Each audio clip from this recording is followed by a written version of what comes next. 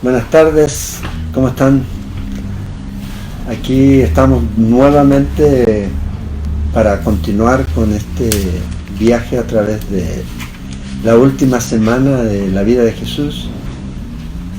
Les invito a prepararse, a alistarse, traer su Biblia, su cuaderno, lo que usted vaya a usar para anotar y a quitar cualquier tipo de distracción que pueda haber y alistarnos para tener este tiempo aquí en la palabra del Señor para ver qué es lo que nosotros podemos aprender en estas lecciones que vamos a ir mirando de estas enseñanzas de Jesús en medio de todo un tiempo convulsionado. Está Jesús viviendo en el tiempo de la Pascua, ya se acerca para Jesús. Hoy día, de hecho, en Israel está 8 y 9 es la Pascua, y el Señor Jesús está ahora en su tiempo, ya casi más de 2000 años atrás, con esta cantidad de gente viniendo de todas partes para celebrar la Pascua, pero a la vez también lo interesante es que Él es el que va a ser el Cordero Pascual. Entonces alistémonos y oremos. Sean todos bienvenidos, salúdense ahí a través de las redes sociales, ya que nos están viendo, aprovechen de saludarse, sin distraerse, pero sí se pueden saludar. Primero vamos a hacer una oración y vamos a comenzar en esta tarde. Señor Jesús, te damos gracias en esta tarde, Señor, por tu amor, te agradecemos por la bendición que nos regalas de poder estar juntos a través de este medio, Señor. Oramos para que tú nos enseñes, nos hables, nos muestres por tu palabra, Señor, todo lo que tú has hecho por nosotros y también aprendamos lo que tú requieres de nosotros, Señor. Oramos y pedimos tu bendición, pedimos tu guía, tu dirección, bendice a cada familia, a cada persona que se conecta, Señor, en este día, de cualquier parte donde estén, Señor, que tu bendición los alcance. Y oramos, Señor, para que tú continúes enseñándonos a través de esta época en la que estamos viviendo, Señor, no solo en nosotros, sino en todo el mundo, Señor. Te lo pedimos, Señor, y oramos, Padre, en el nombre de Jesús. Amén. Bueno, otra vez buenas tardes, y vamos a iniciar en esta tarde haciendo un resumen acerca de lo que ha pasado hasta este momento. Si usted se lo perdió, puede ver el estudio del domingo y también el estudio de ayer ahí en el Facebook Live. El del domingo creo que ya está en el canal de YouTube, también lo puede ver ahí, y van a ir subiéndose un poquito más despacio, pero sí los vamos a colocar también en el canal de YouTube. Ahora, ¿en dónde estábamos? En el capítulo 9 de Lucas, en el versículo 51, el Señor Jesús dice en Lucas ahí que puso su rostro, propuso ir a Jerusalén.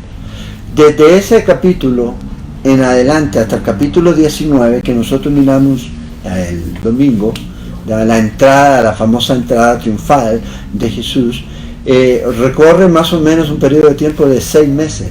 O sea, durante esos 6 meses Jesús estuvo caminando y viajando, enseñando a los pueblos con la sombra de la cruz en su vida. Llegó a Jerusalén, entró a Jerusalén, la gente, ya lo miramos, la gente comenzó a gritar y a pedirle que lo salvara, reconociéndolo de cierta forma como un rey, como un Mesías. Obviamente los fariseos, saduceos y todos esos no estaban en acuerdo. Después de eso miramos ayer acerca de la obra que el Señor hizo, esos 12 eventos que miramos, ya que están registrados en los evangelios, que es el sacar la higuera y luego el limpiar el templo. Y hoy día vamos a mirar en el capítulo 20, vamos a mirar cómo el Señor va a ir contestando ciertas preguntas. No vamos a mirar todas las preguntas porque se dividen en 3 áreas. Tiene que ver con integridad, tiene que ver con autoridad y tiene que ver con teología.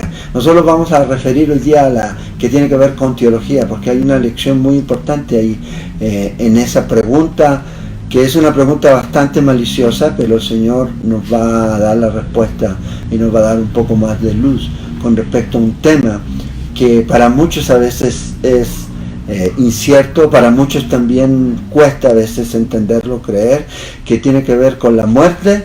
¿Y qué pasa después de la muerte? ¿Hay una resurrección o sencillamente ahí nos quedamos?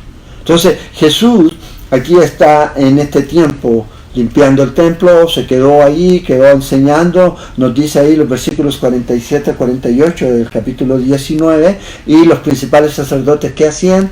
Pensaban, ¿de qué manera podemos nosotros traer a Jesús para matarlo? Esa era su intención, ese era lo que ellos estaban preparando. Y entonces, como no lo podían hacer, trataron de sorprender a Jesús en una de estas preguntas para acusarlo, para desacreditarlo, para que la gente ya no lo siguiera escuchando.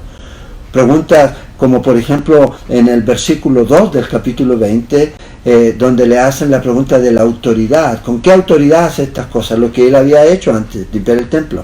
Entonces Jesús les responde, le dice, ustedes respóndanme, ¿el bautismo de Juan vino del cielo o vino del hombre? Entonces no tuvieron que responder, pues si decían una cosa, entonces si decían que vino de los hombres, entonces la gente los iba a apedrear. Y si decían que venía del cielo, entonces Jesús les iba a decir, bueno, ¿por qué no lo creyeron? Entonces quedaron ahí. Luego, en el versículo 22, le hacen otra pregunta que tiene que ver con integridad, que tiene que ver con si es lícito pagar tributo a César o no. Y entonces la respuesta increíble que el Señor le da. Ahora uno la lee y suena fácil, uno dice, yo hubiera respondido lo mismo. Pero Jesús le dice, deme la moneda. ¿De quién es la cara? Bueno, denle a César lo que es del César y a Dios lo que es de Dios. Entonces quedaron ahí ellos como otra vez con la boca abierta diciendo, bueno, no hay forma de poder atraparlo.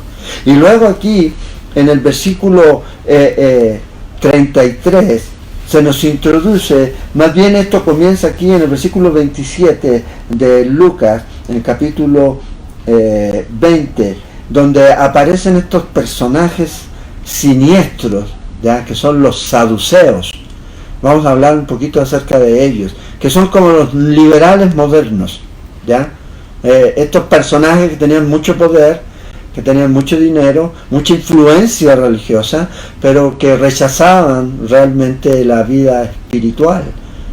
Y aquí ellos van a preguntar al Señor con una pregunta que es totalmente increíble, ¿ya? Ellos arman una historia ahí que es algo increíble, qué imaginación ellos tuvieron. Y lo que están tratando de hacer es traer a un ridículo el asunto de la resurrección.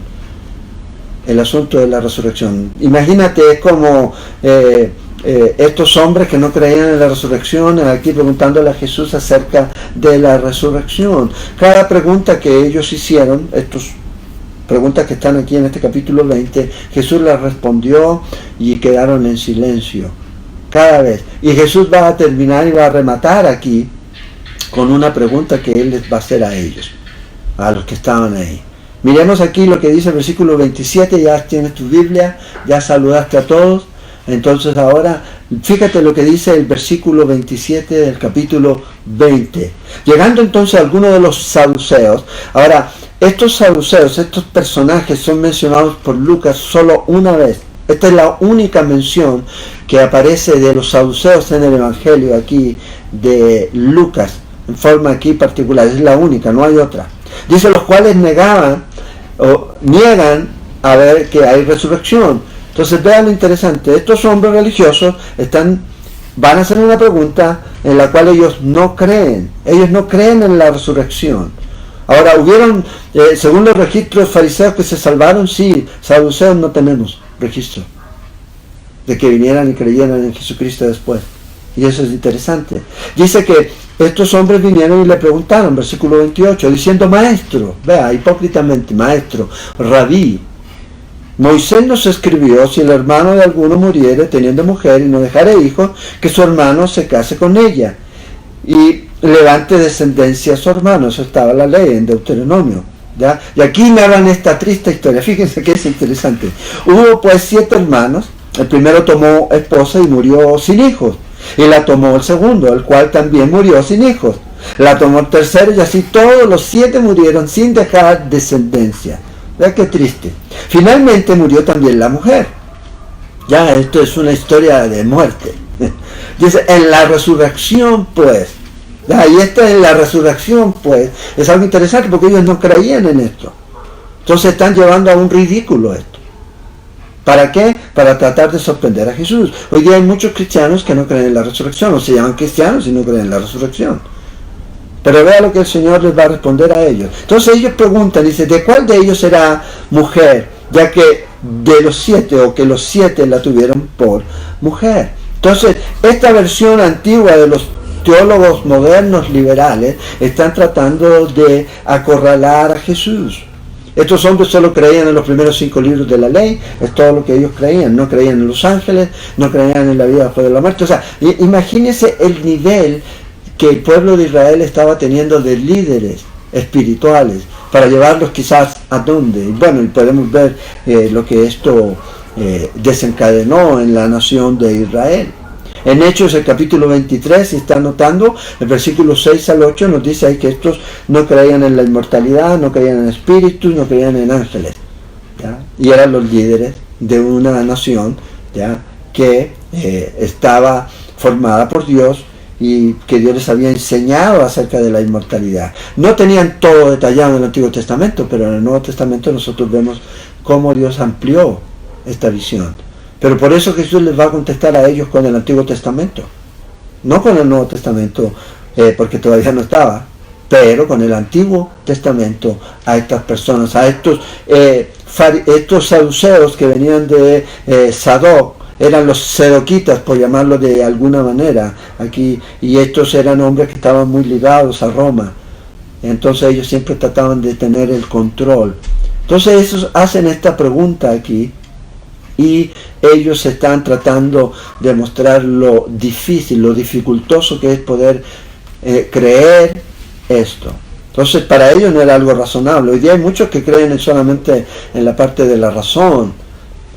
Y su teología es una razón nada más, intelectual. Pero no hay verdad a veces en creer en cosas de fe. No creen en milagros, no creen en los dones. Yo digo, ¿qué teología? ¿Qué cristianos son esos? Que no creen cuando lo vemos en las Escrituras. Todavía. Vemos cómo el Señor va a mostrar esto. Y estos son líderes de opinión, que no creen en los dones. ¡Wow! Es increíble. ¿Ya? Y yo no sé con qué dones se están enseñando ellos. Es una buena pregunta. Bueno, aquí Jesús les va a decir a estas personas que tienen un problema, y el problema es ignorar la Escritura. Y el segundo problema que tienen estos liberales hoy día, es que algunos comienzan con R, son el poder de Dios. Creen que Dios no puede hacer milagros hoy. Es increíble. Ignoran la Escritura, ignoran el poder de Dios, ignoran que Dios es el mismo ayer y hoy, y podemos ver el milagro. ¿Sabes cuál es el milagro más grande? Tu vida transformada, porque eso es imposible para el hombre, solo es posible para Dios. Entonces cuando la gente dice no hay milagro, es milagro, tú eres el milagro viviente del poder de Dios hoy día. Entonces estos hombres tienen este problema, el poder de Dios y las Escrituras. Desconocen esto. Hoy día hay mucha gente también en las iglesias que tiene también este problema. Entonces le hacen la pregunta de quién, de cuál de ellos será mujer, ya que de los 7 la tuvieron por mujer. Esta ley está en Deuteronomio capítulo 25, versículo 5 al 10 de Deuteronomio. Tiene que ver con el levirato, o sea, la sucesión. Una viuda, cuando quedaba viuda y que no quedaba con hijos, entonces el hermano del esposo el que había fallecido tenía que levantarse descendencia para mantener el nombre de su hermano y para que mantuviera la heredad. A esto es lo que ellos se están refiriendo aquí. Pero fíjate, la pregunta a una mujer de 7 esposos, ¿de quién es la esposa arriba? Entonces Jesús va a responder de 2 maneras. Primero, va a aclarar la confusión sobre el cielo. ¿De qué se trata el cielo realmente? Fíjense, versículo 34. Entonces respondiendo Jesús les dijo, los hijos de este siglo se casan y se dan en casamiento, mas los que fueren tenidos por dignos de alcanzar aquel siglo y la resurrección de entre los muertos, ni se casan, ni se dan en casamiento, porque no pueden ya más morir, pues son iguales a los ángeles. Observe aquí en el contexto en que el Señor enfatiza aquí no a la ausencia de sexo de estos ángeles, sino al estado de la inmortalidad. Son como los ángeles, dicen, y son hijos de Dios al ser hijos de la resurrección. Entonces Jesús primero aquí les va a recordar a ellos que en la resurrección el asunto es totalmente diferente a la vida que nosotros tenemos ahora, o de la manera en que nosotros vemos la vida ahora. Entonces ahora está obviamente desde nuestra perspectiva, nos casamos, tenemos hijos, etcétera, etcétera, etcétera, y una serie de cosas aquí. Pero el orden en lo eterno va a cambiar. Hay muchas de las cosas que hoy necesitamos, pero cuando estemos allá ya no vamos a necesitar. ¿Por qué? Porque todo va a ser más que suficiente para nosotros. No vamos a necesitar nada más. Va a estar todo completo y pleno allá. Vamos a tener una relación con Dios completa, que sobrepasa todo lo demás. Vamos a hacer y vamos a conocer más allá de lo que nosotros podemos llegar a conocer ahora. Vamos a tener seguridad, confianza, ya no va a haber dolor, ya no va a haber tristeza, ya no va a haber el celo, ni la separación, nada de eso. Todo esto va a cesar. Y fíjate qué interesante lo que dice aquí, verso 36, porque no pueden ya más morir, pues son iguales a los ángeles, y son hijos de Dios, al ser hijos de la resurrección. Jesús les está recordando a ellos que la vida en el cielo es eterna. Ahora, cuando hablamos de muerte, estamos hablando de separación.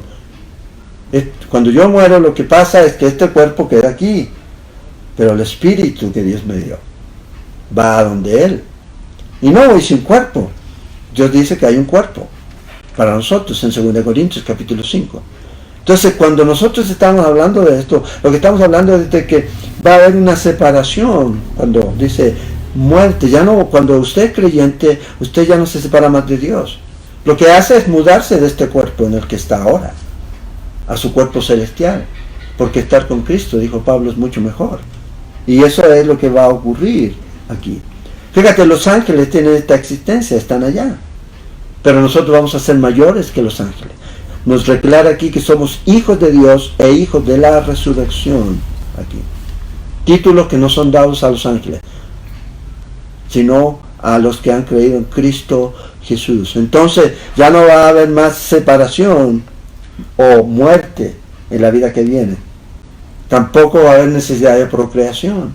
Tampoco el matrimonio ya no es necesario.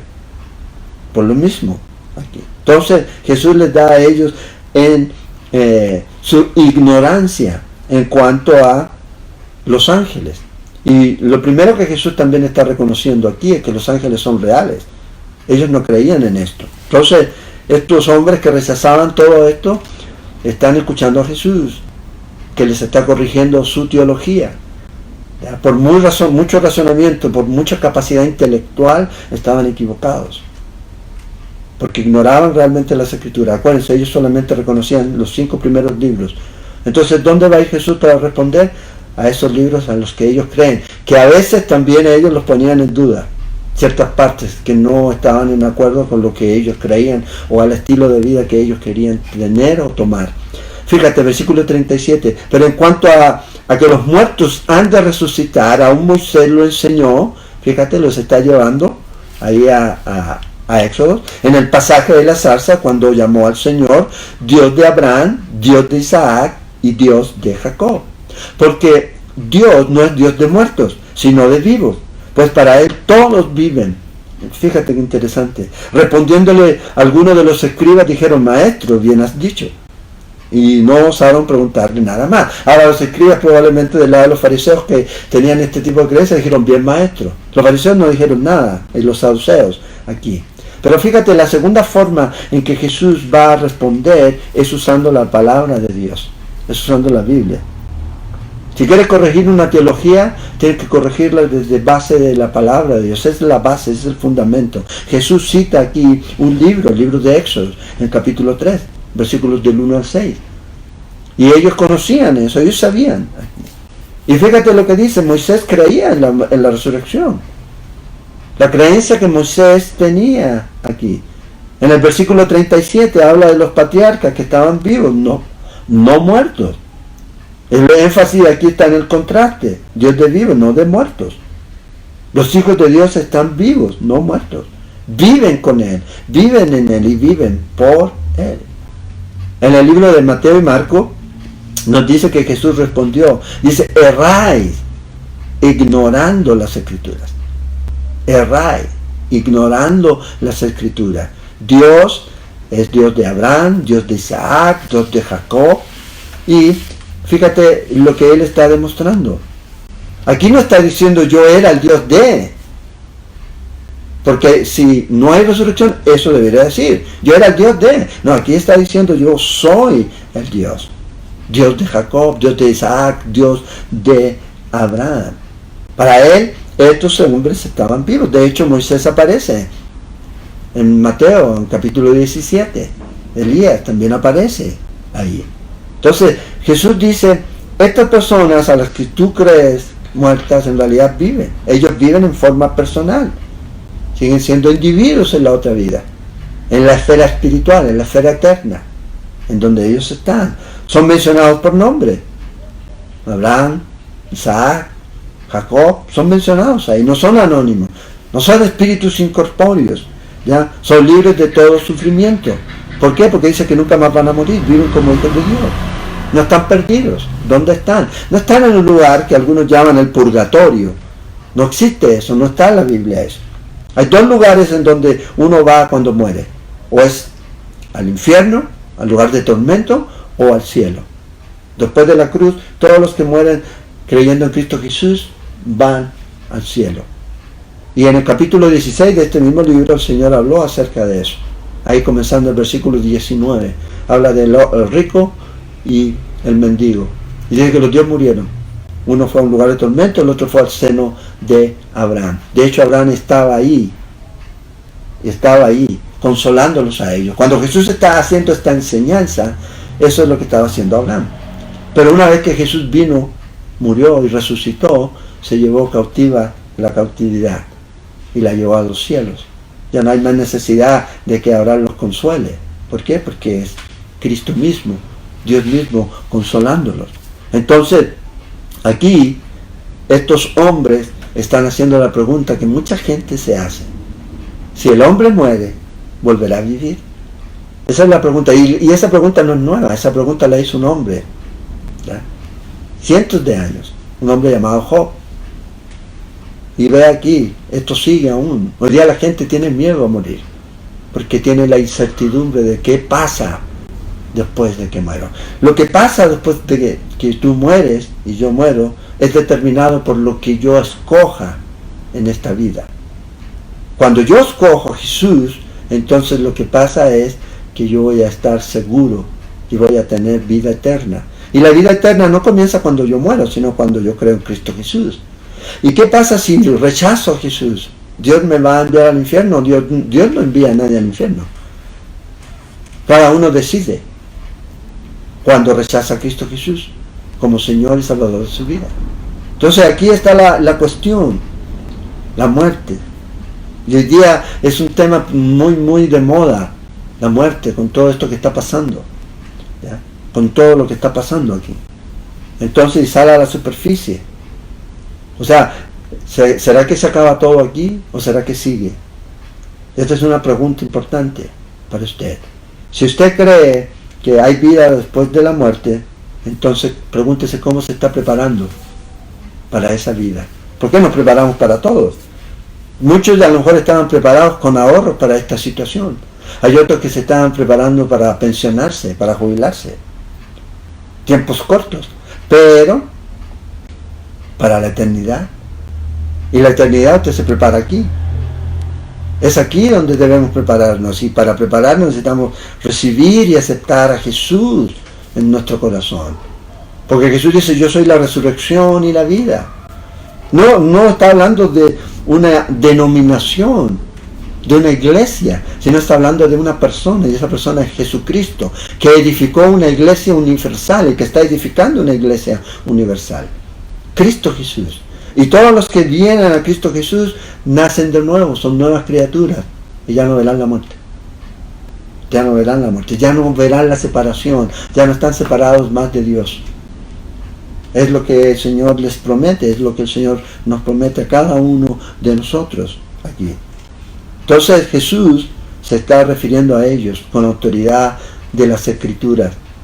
¿Y qué respuesta pudieron dar? Nada, se tuvieron que quedar callados.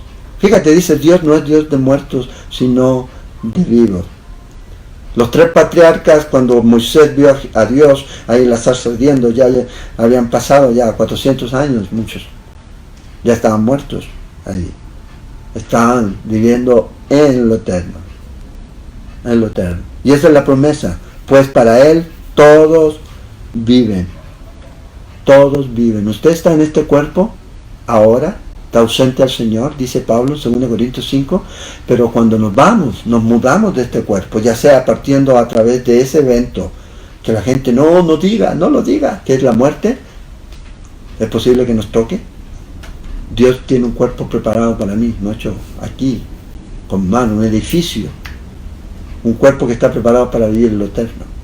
Y cuando eso pasa, nos vamos inmediatamente nosotros a la presencia de Dios. Ahora, puede ocurrir que el Señor venga por su iglesia y dice que todos seremos transformados antes de que yo pase por la muerte.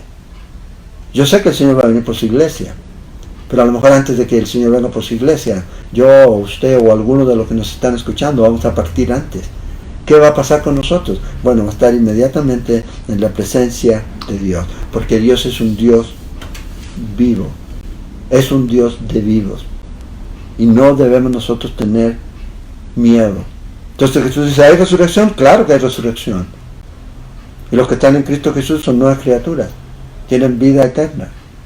Que cuando usted muere, inmediatamente está en la presencia de Dios. ¿Cuánto tiempo tengo que pasar para yo estar en la presencia de Dios? Es inmediato. Hoy estarás conmigo, paraíso, le dijo el Señor al que estaba en la cruz. Inmediatamente. Ahora, ¿qué ocurrió? Dice que estos hombres quedaron callados. Ahora, fíjate el Señor, aquí en sus últimos días, ¿ya? Hablando, martes, hablando con ellos, hablándoles de esto. Él estaba muy claro de esto. Estaba hablándoles a ellos, enseñándoles a ellos su teología equivocada. Y como fue corregida esta teología equivocada, ¿ya? Ahora el Señor les va a hacer a ellos una pregunta para cerrar todo esto, para que ellos puedan entender quién es realmente Él. Entonces, tenemos la seguridad de que hay resurrección, pero ¿cómo podemos estar seguros de que somos parte o vamos a ser parte de esa primera resurrección?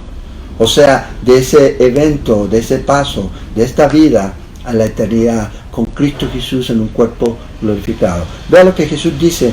Lo segundo que Él hace aquí, o lo segundo que vamos a ver, es una pregunta. Bueno, ustedes me han hecho 3, 4 preguntas, todas las que ustedes han querido, yo les voy a hacer una a ustedes. Versículo 41 dice, entonces Él les dijo, ¿cómo dicen que el Cristo es hijo de David? Pues el mismo David dice en el libro de los Salmos, Salmo 110:1, está citando aquí, dijo, el Señor a mi Señor, siéntate a mi diestra, hasta que ponga a tus enemigos por estrado de tus pies. David pues le llama Señor. ¿Cómo entonces es su hijo? Ahora, este salmo que el Señor está citando es un salmo que ellos sabían que es un salmo conocido como salmo mesiánico, o sea, estaba hablando del Mesías. Y lo que el Señor está aquí citando es algo que ellos conocían. Ellos comprendían que el Mesías sería un descendiente de David. Por eso es la referencia a hijo de David. No es que nació de David, sino un descendiente de David. O sea, en otras palabras, el Mesías tenía que venir de la línea de David, de la familia. Es como hablar de la casa de George. Bueno, ahí todos descienden de la casa de George y de ahí va a venir el rey. Bueno, en lo que el Señor está diciendo aquí es lo mismo, de la casa de David. Ya, del rey David iba a nacer el Mesías. Este es el concepto que ellos tenían. Entonces la pregunta que el Señor hace aquí, dice, si el Mesías es el hijo de David, ¿por qué David lo llama Señor? Obviamente esto no era cultural. Un padre nunca iba a llamar Señor a su hijo en esa cultura. Siempre era al revés. Siempre era al revés. Entonces aquí el Señor les está diciendo, bueno, ¿cómo es el asunto entonces? Jesús, o el Mesías, nosotros sabemos que Jesús es el Mesías, es hijo de David, descendiente de David. Pero ¿por qué él, si el Mesías viene de David, por qué David lo llama Señor? Y aquí nosotros vemos una de las cosas que en la Biblia enseña acerca de la divinidad, o que Jesús era Dios 100% y Jesús era hombre. Y por eso usted, cuando ve los nombres que se le dan a Jesús, fíjate qué interesante, se habla de Jesús o el Señor Jesucristo. Cada uno de estos nombres, ¿ya?, de estos nombres nos dan una cualidad, un rol, nos registran algo acerca del Mesías. Y aquí nosotros podemos ver, no es que Jesús Cristo o Jesús de Nazaret sea un apellido, no. Primero, cuando la referencia hacemos a Señor, Señor, la palabra es un título, y habla de autoridad, habla de supremacía, habla de que eres el creador del universo. Ese es el título, Señor. Y cuando hablamos de Jesús, que es su nombre, es una transliteración, es traer del nombre hebreo Yeshua o Josué al griego Jesús. Y lo que significa en hebreo es Jehová es salvación. Entonces Señor habla de su autoridad, de quién es Él, del poder que tiene, y cuál es el rol, o cuál es la función, el propósito por el cual vino, que Jesús, que quiere decir que Él vino a salvar, es el Yeshua, Jehová es salvación. Pero a la vez también nos dice que es el Cristo. El Cristo es el ungido, es el Mesías. Entonces, si tú pones todos estos nombres juntos, lo que resulta de esto es que nos dice que Él es el ungido, que tiene el poder para salvar, porque se le ha otorgado a Él toda la autoridad suprema en el universo. Así que, fíjate, Jesús les está llamando a ellos esta atención. Atiendan aquí, les dice Él. Hay algo que ustedes necesitan mirar, hay algo que ustedes están pasando por alto, hay algo que ustedes están ignorando sobre el Mesías. ¿Cuál es? Dios, o David lo llamó su Dios, su Señor, es curioso, pero también lo llamó su Hijo. Entonces, ¿cómo podemos nosotros solucionar esto? ¿De qué manera podemos solucionar? Bueno, está para nosotros que creemos en la palabra de Dios inspirada, primero, entender que el Mesías fue tanto hombre, pero también fue Dios. Completo. 100% hombre, 100% Dios. Entonces, la única manera para que el Mesías pudiera ser descendiente de David y a la vez también ser el Señor, con la autoridad suprema, es esta. Que fuera Dios y que fuera hombre. Y eso es lo que Jesús dijo ser. Eso es lo que Jesús enseñó en su vida, eso es lo que Jesús les mostró a ellos aquí. Eso es lo que la Escritura declara. 100% hombre, pero 100% Dios. Con poder para perdonar pecados. Totalmente hombre, completamente Dios. Entonces a veces la gente dice, es que es tan complicado, sí, pero es algo que nosotros vemos en las Escrituras, la encarnación. La deidad y la encarnación están aquí. Y eso es algo que usted está viendo por medio de las Escrituras. Cada vez que se celebra Navidad, que es una de las celebraciones que me encanta, ya falta poco, estamos reconociendo esto, Dios hecho hombre. En 1 de Timoteo, en capítulo 3, verso 16, grande es el misterio de la piedad, dice, Dios hecho hombre. Dios hecho hombre. Y eso es lo que las Escrituras a nosotros nos recalcan una y otra vez. Mira, te voy a leer un par de pasajes en la Biblia. Isaías 9:6 nos dice ahí que un niño nos es nacido, humano, hijo nos es dado, y al principio sobre su hombro, y se llamará su nombre admirable consejero. Y vea lo que dice de este hijo, Dios fuerte. Está declarando que este hijo es Dios fuerte, Padre eterno, príncipe de paz. O sea, ese niño que iba a nacer es reconocido aquí, es llamado aquí Dios fuerte. Para que pudiera ser Dios fuerte, porque es Dios. En Zacarías, el capítulo 12, en el versículo 10, dice ahí que mirarán a mí. Ahora, lo interesante es siempre leer en el contexto en el que está. Si tú lees al principio, te vas a dar cuenta que el que está hablando en Zacarías 12 es Jehová. Ese es el contexto aquí. Y Jehová está diciendo, y mirarán a mí. Y dice, me mirarán a mí, a Jehová, a quien traspasaron. ¿Cuándo fue traspasado Jehová? ¿En qué momento en la historia? ¿Cuándo fue traspasado? Cristo Jesús. Mira mis heridas, fui traspasado. Y aquí dice que cuando Él regrese por segunda vez, lo van a mirar, y dice que van a mirar a quien traspasaron y llorarán como se llora por hijo unigénito. Dios fuerte, pero también hombre, que fue traspasado y murió en una cruz. El Señor Jesucristo, no hay otro. En Filipenses 2, en versículo 9 hasta el 11, nos declara ahí que cuando el Señor regrese, toda lengua confiesa que Jesucristo es el Señor, para la gloria de Dios Padre. Todos van a confesar. El problema es que cuando confiesen y reconozcan a Jesús como Dios, va a ser tarde. Va a ser tarde. En Romanos capítulo 10, versículo 9 al 11, dice que si confesares con tu boca que Jesús es el Señor y creyeres en tu corazón que Dios le levantó de los muertos, serás salvo. Vea la declaración. El Señor les está haciendo una pregunta a los fariseos. ¿Por qué David lo llama Señor? Porque Él es el único que puede dar salvación. Y dice, el que cree en Jesús es el Señor. El que cree que Jesús es el Señor y lo crees en tu corazón y crees que Jesús fue levantado por Dios de entre los muertos, dice, será salvo. Porque con el corazón se cree para justicia, pero con la boca se confiesa para salvación. Es un asunto de fe, de creer. De creer.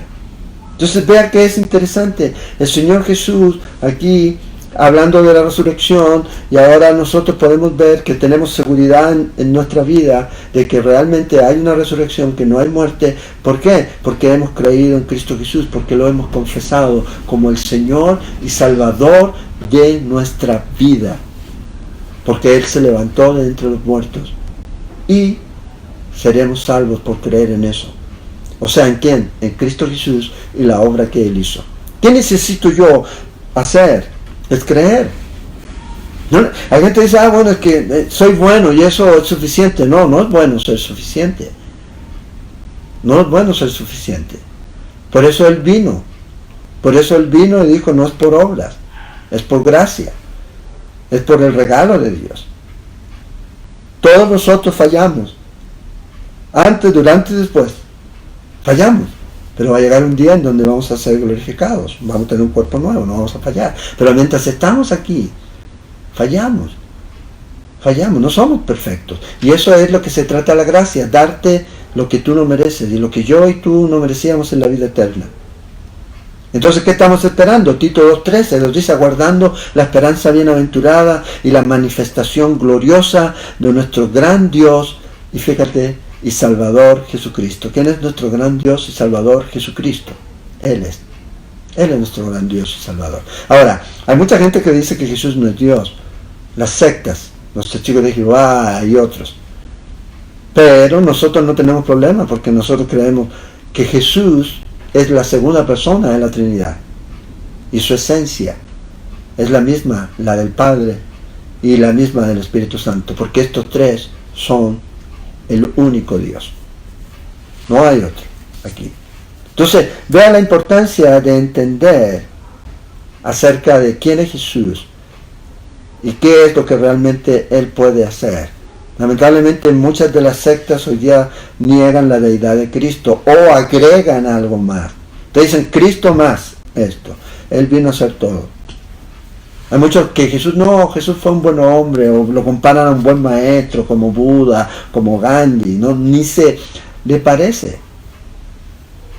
No hay otro como Él, porque Él es Dios también, no solo hombre, y murió en una cruz por nosotros aquí.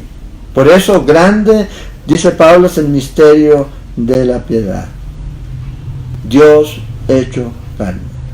Entonces, lo que usted crea acerca de Jesús es la clave para la salvación y para tener vida eterna. Ahí es donde está el asunto. Nuestra decisión es tomar ahora y tomar ese boleto a la eternidad con Cristo, porque todos los hombres van a tener una eternidad, pero es con Cristo o sin Cristo. No, la Biblia nunca enseña aniquilación. ¿ya? Sino lo que enseña condenación eterna. Es lo que la Biblia enseña. Pero también enseña vida eterna. Mira lo que dice Juan para terminar. En primera de Juan, capítulo 2, versículo 21, dice: no os he escrito como si ignoraseis la verdad, sino porque la conocéis, porque ninguna mentira procede de la verdad.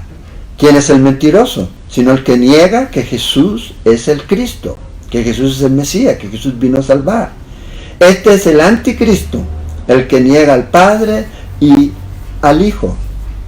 Entonces en el Salmo 110 es creer que Él es Dios aquí. El que niega eso, nos dice aquí Juan, es el anticristo. Y si usted no cree en Cristo Jesús, Juan nos dice que usted no puede ir al Padre. Fíjense en el verso 23 de ese mismo capítulo. Todo aquel que niega al Hijo tampoco tiene al Padre. Entonces la gente, no, yo solo creo en Dios, pero no en Jesús. No se puede. Tienes que creer en Cristo Jesús si quieres llegar al Padre. Porque Él envió a Jesús para llevarnos a Él. Entonces dice, el que confiesa al Hijo tiene también al Padre. Luego en el capítulo 5, versículo 1 de 1 de Juan, todo aquel que cree que Jesús es el Cristo es nacido de Dios. Y todo aquel que ama al que engendró, ama también al que ha sido engendrado por Él. Nuevo nacimiento. Es a través de Cristo Jesús. Es a través de Él en que usted y yo podemos tener confianza. Jesús dijo esto en Juan, estando comiendo con los discípulos la cena, en Juan 14, 6. Dice, yo soy el camino, la verdad y la vida. Y nadie va al Padre sino por mí. Nadie va al Padre. Y esa es la verdad.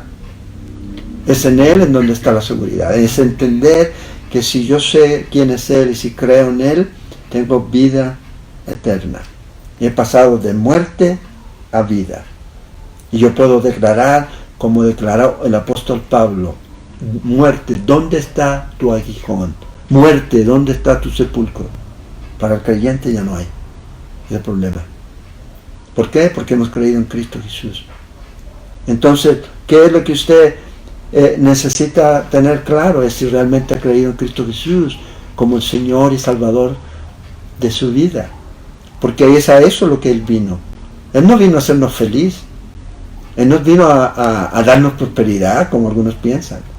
Él no vino solamente a darnos que estemos sanos. No, lo que vino a hacer es algo que nadie más puede hacer, y es darnos vida eterna, a perdonar nuestros pecados, a limpiarnos por esa sangre preciosa que fue derramada en la cruz, para que usted y yo pudiéramos tener vida y tener paz con Dios y tener comunión con Dios y tener seguridad del futuro.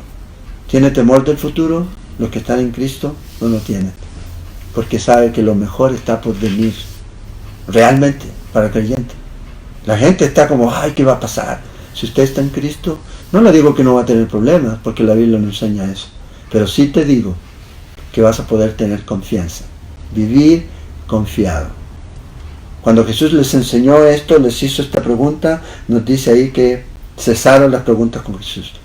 La gente ya, los fariseos, los saduceos, no quisieron hacerle más preguntas, porque no tenían respuesta. Usted tiene una respuesta hoy. Cristo dice que eres vida eterna. La respuesta es, cree en Cristo Jesús. Si crees en Cristo Jesús, tienes vida eterna. Es un acto de fe. No es un asunto de que voy a sentir fuego, llama y esto. No, es un asunto de fe. De creer que la Biblia es la palabra de Dios y lo que está aquí es lo que Dios dijo y lo que Dios requiere de nosotros. Y aquí están las enseñanzas de Jesús. Hoy día es algo que necesitamos aquí. Fíjate, todo el pueblo dice que escuchaba, atento. Los religiosos no. Entonces, ¿cuál es el mensaje que tú tienes para la gente hoy? Cristo Jesús. ¿Hay esperanza después de la muerte? Hay esperanza en Cristo Jesús. ¿Hay vida después de la muerte? Sí. Para aquellos que creen en Cristo Jesús, vida eterna. Para aquellos que rechazan a Jesús, condenación eterna. Nadie quiere eso. Ahora, nadie va a irse al infierno en contra de su voluntad, ni nadie va a estar en el cielo.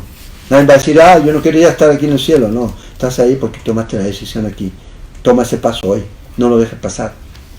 ¿Por qué? Porque hoy día tenemos vida, pero ¿y mañana qué? No sabemos. No sabemos. Entonces, que el Señor nos ayude, ¿ya?, a tener confianza, a vivir confiados en quién es Él. Él es Dios. Él nos ha dado vida porque hemos creído en Él. Y tenemos esa seguridad de que vamos a pasar la eternidad con Él. Si hay alguien que no la tiene, es tiempo de que arregles tu vida con Dios.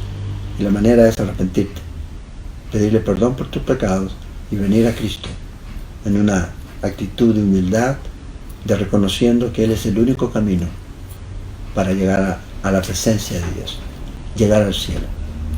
Voy a orar. Señor Jesús, te damos gracias por este tiempo. Oramos, Señor, para que tú bendigas tu palabra en los corazones. Si hay alguien que no te conoce, Señor, que tú lo toques, Señor, y que pueda orar y pedir perdón por sus pecados y venir a ti, porque sabemos que tú eres el único camino, la única esperanza que tenemos. Oramos, Señor, para que tú, Señor, te glorifiques, para que tú, Señor, reafirmes la fe de aquellos que están con dudas o temores, fortalezcas su fe y continúes tú trabajando en esta semana, Señor, en nosotros, mostrándonos, Señor, toda esa obra tremenda que tú hiciste por nosotros, de pasar por todo eso para que pudiéramos tener la certeza y la seguridad de que tenemos vida eterna porque hemos creído en ti, un acto de fe. Bendice las familias, provee trabajo, alimentos, Señor, guárdanos, y el perfecto amor que echa fuera el temor. Hay esperanza en Cristo Jesús. A los que creen, lo mejor está por venir. Que ese sea, Señor, nuestra vista, puesto los ojos en ti, autor y consumador de nuestra fe. Gracias te doy, Señor.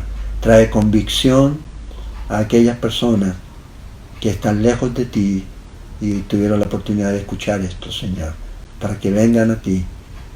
Ven y estemos a cuenta. Hoy es el día.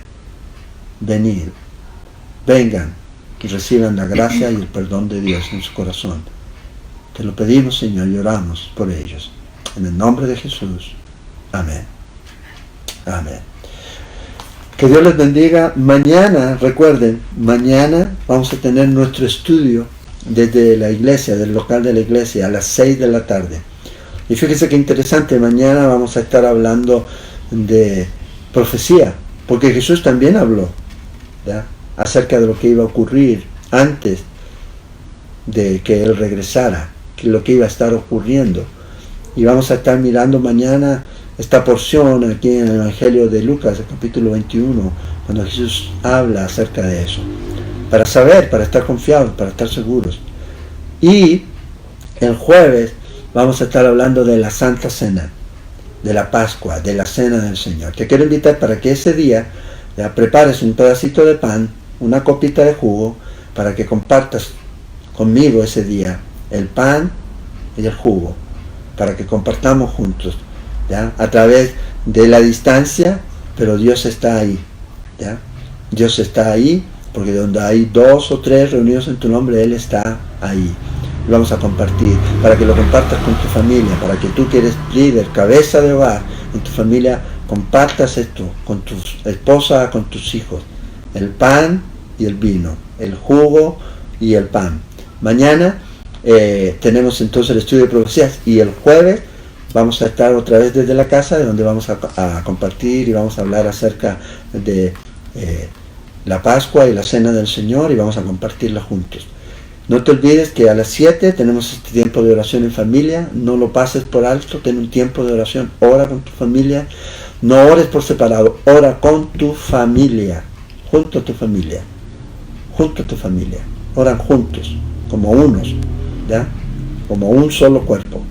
Y que Dios les bendiga, que Dios les guarde, les amamos, les extrañamos y esperamos un día no muy lejano que nos podamos abrazar y tener un buen tiempo juntos. Si no, te fijo en el cielo, va a pasar eso, porque allá está juntando nuestra esperanza. Que Dios les bendiga. Nos vemos mañana a las 6.